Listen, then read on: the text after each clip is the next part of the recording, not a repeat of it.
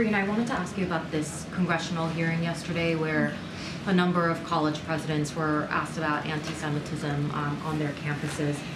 One of the questions that got a lot of attention was whether calling for the genocide of Jews constitutes bullying or harassment.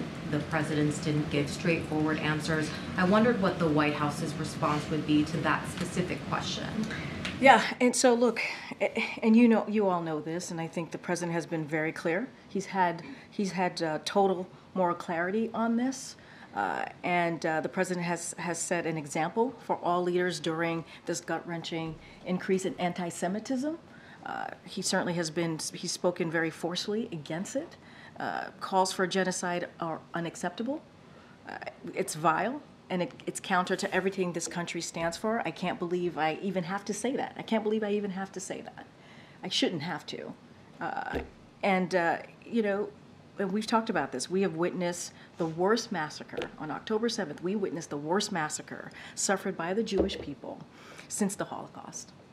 And the latest in a heartbreaking pattern that goes back thousands of years. So statements that advocate for the systemic murder of Jews are appalling, and we should all stand against them. We should all stand against them.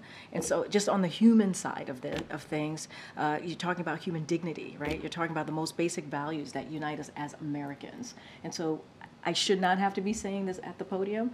This should be something that this should be who we are, right? And how we move forward. We should be calling out this type of hate.